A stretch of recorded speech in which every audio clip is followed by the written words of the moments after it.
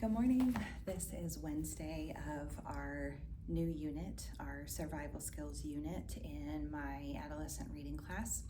And we talked about Frayer the last 2 days. I wanted to follow up with you guys on an activity that we did yesterday where we listened to the Forrest Gander poem. I called it Post-Fire Walk. It's not Post-Fire Walk, it's called Post-Fire Forest by the poet Forrest Gander. And the poem itself was written at a really high level, like college level English, which was much higher than my striving readers are able to access easily. So to begin with, we just named that. We just talked about how you're going to encounter texts that have this really high level English, and we reviewed some of our strategies for when you recognize metacognitively that you're not really grasping everything in a text. But we also talked about how poems are different, how poems, you don't have to grasp the meaning of every word or what the poet intends to do when they're combining words in an unusual way. That poems are meant to be heard. They're meant to kind of conjure images or emotions or references in your mind in a way that's non-linear and sometimes not explicit. The abstraction is often part of it with poetry. So the activity that I had them do while they listened to the Forrest Gander poem using the audio clip that's on the New Yorker, we listened to it twice and they doodled. So I asked them to kind of coalesce the images that were forming in their mind and then to doodle those images. And I wanted to show you one example. So this is a student who had the shadows around the trees, mist barely formed, not even form enough to be called ghostly. Some other students did ghosts for that part. A sun that was kind of barely recognized. It was familiar, but it looked different, and so he had a different kind of a darkened out sun here.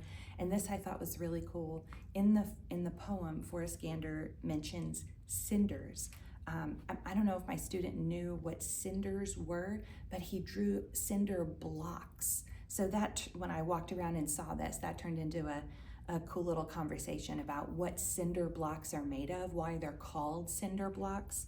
So I thought this activity was really successful in most of my classes. Not in every class was it as successful, which of course is a great puzzle for any teacher. Why does it hit when it hits? And then what are the factors that make it not hit? And of those factors that make it not hit, which ones can you control and alter next time? And which ones do you have to just let go? Because it just wasn't in the cards for it to come together that time. So I wanted to follow up with you about that yesterday. Today's activity, we are taking a news story from 2020. So 2 hikers were lost in the Ozark Forest in 2020, a stepmother and a stepdaughter, and they were rescued. It was a successful rescue, and part of their survival strategy in that situation was to build a signal fire. So the fire piece, the kids will have a little bit of background for. What I did was I found this news story in a couple different places, and then I put it into ChatGPT. I asked ChatGPT to make it at a 8th grade reading level, which is the upper level for where my students where I want to be able to get my students. They're all reading below that grade level right now. So I want to get them to that grade level. So I put it in and asked for it to be 500 words, which is the amount of time that I need, while also getting a little bit more detail than was available in the stories separately. So once I put it in ChatGPT, I went back and verified that the details that they mentioned were accurate and that the details that were kind of filled in were also accurate. For example, like what the weather was that day, like things like that.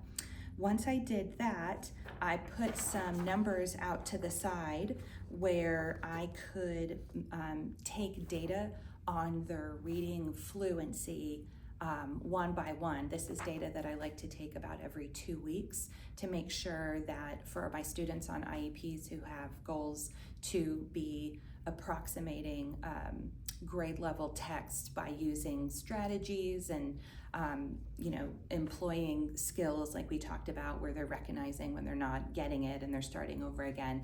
This data helps me kind of understand more the big picture. It's also really important data for students who move to other schools or who advance in grades for the next teacher to get. So we're going to read this together once, and then I'm going to put them in small groups to read to each other after they have had the chance to read it once and we've had a chance to discuss it. And I'm going to take data on that.